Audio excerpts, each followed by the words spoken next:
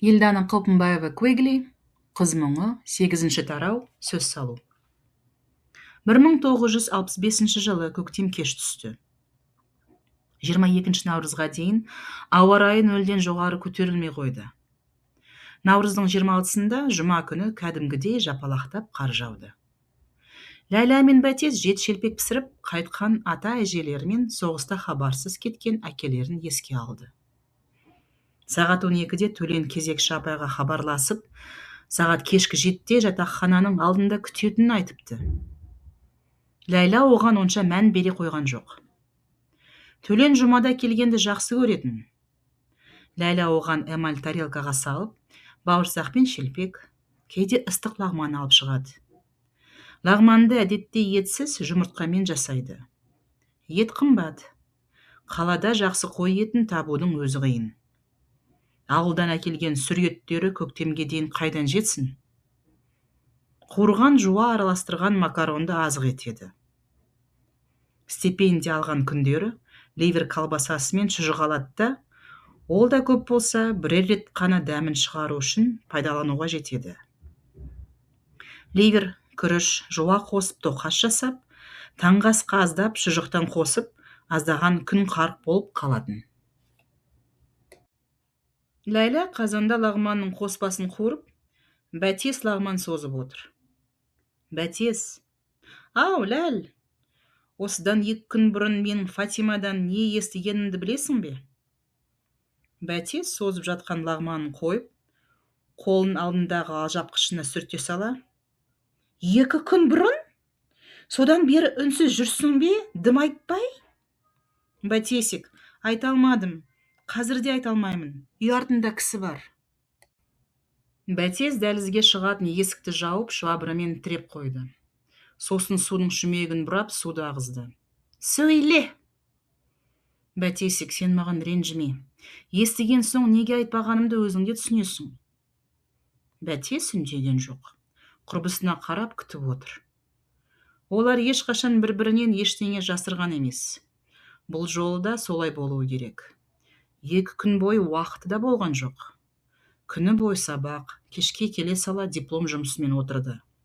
Сосын ешкімге айтпаймын деп, Фатимаға берген уәдесте оны 2 оттың ортасында қалдырды. Айманның әкесін түрмеге қамапты.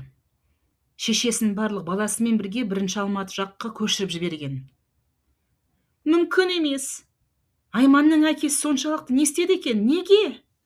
Ләйла Бәтесті тоқтатып, тоқтамастан сөйлеп қоя берді. «Бәтес, мен Фатимаға ешкімге айтпаймын деп ант бердім. Саған да, маған да қауіпті болуы мүмкін. Не болғанын білмеймін. Фатима таныс адамдар арқылы шындықты білді. Оны анау-мынау адам біле алмайды. Айманның тұратын жерін білдім. Екеуміз міндетті түрде барып келеміз. Бәтес, тек аузыңнан шығарма, өтінемін. Сәл ғана қалды ғой. Оқуымызды бітіріп, дипломымызды алып, сосын жолдамамен кетеміз жан-жаққа. Бірақ оған дейін Айман мен оның мамасына барып келуіміз керек. Базарға барып, жылыжайдан шыққан жаңа қияр, қаймақ пен Айман жақсы көретін тандыр нан алып барамыз. Қуанып қалсыншы». Бәтес оған көзі жасаурап қарап тұр. Біреу асхананың есігін ұрды. Ләйла швабраны алып есікті ашты. Есіктен үнемі шашы май-май боп, костюмінің жағасы қайызғаққа тұтасқан, қолтығынан папка түспейтін Зира кірді. «Шаймерденова, есікті неге жабасыңдар? Әшірбаева мен екеуінің жасырғандарың бар ма? Шүмегін ашып, суды ағызып қойыпсыңдар. Кеңес азаматтарына ортақ байлықты сұрап қылып, үкіметтікінің сұрауы жоқ па екен? Қандай қақыларың бар?»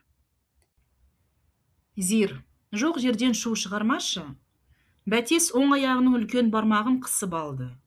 «Мен көмектесейін дегенмін. Бәтестің ұялшақтығын өзіңде білесің ғой. Ол аяғындағы шұлығын шешкенше, мен ешкім кірмесін деп есікті жауып, оған көмектестім». «Көмектескішін. Тағы қайда көмектесіп жүрсің, Шаймерденова? Үнемі осы ғой, жүрген жерің өмірі бір былық әйтеуір».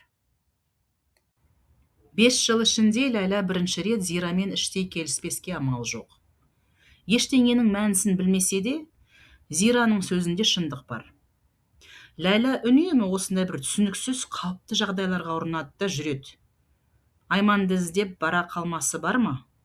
Екінші жағынан сол үйге іздеп бармаса, оның көршісі Фатимамен танысар ма еді? Ол тіпті Ләйләнің ағасы соғыстан аман қайтқан болса, туған жеңгесі болар еді ғой. Ләйлә мұңайып қалды. Бір Амангелдіні іздеп жүріп, екінші Амангелдінің ағасының тағдыры туралы, оның өмірі мен махаббаты туралы білді. Фатиманың айтуына қарағанда, Амангелді ағасының қайтыс болғаны туралы қара қағаз келген. Ал Ләйләнің әкесі Ғабдолмәлік Күзембаевтың әлі өлі не тірі екені белгісіз. Тіпті хабарсыз кетті дегенде бір тілім қағаз жоқ. Сондықтан анасына да, Ләйләға да, әпкесі Ханшаймыға да бүгінге дейін оңай емес. Белгісіздік шыңнен жейді. Тірі болса ше, мүмкін ол Германияда қалып қалған шығар. Мүмкін ғой? Әрине мүмкін, бәрі мүмкін.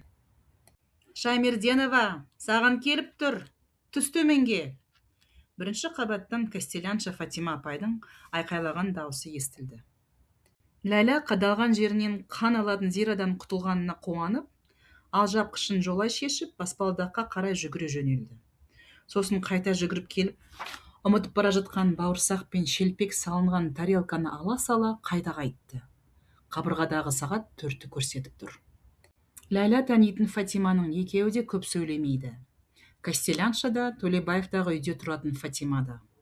Ашылып сөйлейтін кездер сирек. Біріншісіне жарты шөлмек беріп, сөзге тартуға болады. Ал екіншісі тағдыр шығар, әйтпесе ол өзі Ләйләні үйіне шақырды ғой. Шақырмағанда не болар еді? Жабулы қазан сол жабулы күйінде қалар ма еді? Костелянша Фатиманың қасынан өтіп бара жатып, одан керек емес газет беттерін сұрап алып, тарелкадағы бауырсақ пен шелпекті теңдей етіп екіге бөлді де, біреуін Костеляншаға беріп, екіншісін Төленге алып шықты. Төлен жатақхананың ішінде басты баспалдақтың қасында күтіп тұр. Сәлем, Ләкібай. Сәлем, Төлен. Қалайсың? Жақсымын. Бауырсақ жейсің бе? О, рахмет. Саған айтар әңгімем бар. Айта бер. Өзіңе ғана, деді Төлен даусын бәсеңдетіп. Ләйлә оған қарап таңғалып тұр. Бүгін немене өзі? Бәрі құпия сырлармен бөлісетін күн бе? Жаңа ғана өзі бәтеске, енді міне Төленде бір құпия айтпақшы. Болды, жетер енді, өмірді басқаша бастау керек. Менің ешкімнен жасыратын сырым жоқ. Ләйлә, есік алдына шығайық. Ләйлә бүгін Төленді танымай тұр. Бөтен адам сияқты. Дауысы да қатал шығады. Бұрынғыдай мәмөнкілеу жоқ, талап етіп сөйлейді. Жарайды, қазір келемін, деді де Ләйлә екінші қабатқа көтеріліп кетті. Бөлмеге жүгіріп кіріп, орындықтың иығына ілініп тұрған пальтосын алып, бәтеске ештеңе деместен қайта шығып кетті. Мен дайынмын, Төке. Даусының өзінде оның дегеніне келісетіндігі естілгендей Төлен разы. Ләкош, мен бүгін жақсы хабар алдым. Мен оны былтырдан бері күтіп жүргенмін. Осы жаңалықты күтіп жүрдім. Ол болмағанда бұл әңгімені баяғыда қайтар едім өзіңе. Ләйләш. Төлен жөтеліп кетті. Ләйлә оның арқасынан ұрғылап жатыр. Темекі те шекпеймін жұрт сияқты, не жөтел бұл? Деп қобалжыған Төлен күлген болып. А сен қобалжыма, деді Ләйләнің өзі де суықтан бүрсеңдеп. Үстіндегі креп жыржеттен өз тігіп алған жұп-жұқа пальтосының жылылық қауқары жоқ. Сонда да Төленді жұбатып қояды. Сонымен не айтып едім? О, бауырсақ жеп алайыншы. Таңертең Лениншіл жас газетінің редакциясына, сосын кафедраға, сосын саған деп жүріп, тамақ ішуге де уақыт болмады-ау. Жеп ал, әрине. Редакцияда не қылып жүрсің, жайма? Түй, саған ең басты әңгімені айтуды ұмытып кетіппін ғой. Ал, айт. Мені сонда жұмысқа алып жатыр Ләкош.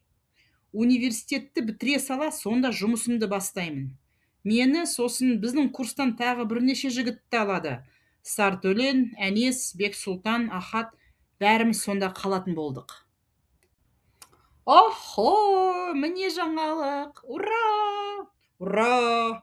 екеуі қолдарынан ұстап жас балаларша секіріп кетті. Бір-екі бауырсақ қардың үстіне түсіп қалды. Төлен еңкейіп оларды ала бергенде қолындағы газет түйініндегі басқалар да сонда түсті. Ләйлә әбден күліп, ол да бауырсақтарды жинайын деп еңкейе беріп маңдайын Төленнің басына оңдырмай ұрып алды. Оған екеуі тағы да рахаттана күлді. Енді Төкешкі қазір-ақ дөмпиіп көгеріп шыға келеді. Ештеңе де болмайды. Болады, көрде тұр. Менің терім сондай, тиіп кетсе болды, көгеретте қалады. Аппаға қолым менің, ауырып тұрма? Қар басайын, әкел. Төлен аппақ қарды қысып, Ләйләнің маңдайына басып ұстап тұрды да, Ләйләні ернінен өбіп сүйіп алды. Ләйлә да қарсылық білдірген жоқ. Жаңа ғана балаша секіріп, риясыз шаттана күлген екеу бірден есей қалғандай, үнсіз тұр. Ләйлә, маған тұрмысқа шығасың ба? Құпиям осы. Өзім де біліп едім. Бәрін білгіш аққуым менің. Сонымен шығасың ба? Шықпай қайда барады дейсің? Шығамын. Редакцияда жұмысың да бар. Журналистің әйелі боламын. Біліп едім, пайдаңды жібермейсің ғой сен. Саған сылтау болса болды, иә. Менің сөздерімді мазақ қылып. Екеу тағы біраз күліп, әзілдесіп, Ләйлә Төленнің құшағына кіріп алып, қысып өзі сүйіп алды. Өзінің мұндай қылығына өзі де таңданды. Тіпті Амангелдімен жүрген кезінде де мұндай болмаған. Қарның аш па? Жоқ, бауырсаққа әбден тойып алдым. Біз бәтес екеуміз лағманның қоспасын дайындадық. Тек пісіріп үлгерген жоқпыз. Ана сүйкімсіз Зира келіп қалды. Шашы май-май болып жүретін қызы ба? Иә. Қыздар жиналып сусабын алып бермейсіңдер ме оған? Ой, одан ештеңе шешпейді Төкешкі. Жұрттың бәрінің үстінен ар жазғаннан басқаны білмейді ол. Ол уақыт кетті ғой, Ләйлә. Хрущев заманы қазір. Мәселе онда емес, сен мені түсінбедің. Аузыңды ашпай жатып түсінем ғой сені, сүйіктім. Ләйләнің жүрегі ұрып кетті. Шынымен сүйіп қалғаны ма? Өзінің сезіміне өзі таң қалып тұр. Махаббат деген осы шығар мүмкін. Салмақты, сенімді. Амангелдіге сияқты бұлқынған, аласұрған емес. Жақсы Төкешкі, осында тұра тұр. Қазір мен саған лағман алып шығайын. Төлен Ләйләні құшағынан босатқысы жоқ. Бірақ кеш боп қалды. Ләйлә да орамалсыз жалғыз туплемен шыға салған. Кастелянша Фатима да олардан көзін алар емес. Тіпті жылап та тұрған сияқты ма? Қайтыс болған күйеуімен ашаршылық кезінде шейіт болған сегізі есіне түсіп, жылап тұрған шығар. Әркімнің өз қайғысы өзінде. Бірақ бүгін Төленнен бақытты адам жоқ. Қалыңдығы қасында, қалада да жұмысы бар. Бәрін осы қаладан тапты.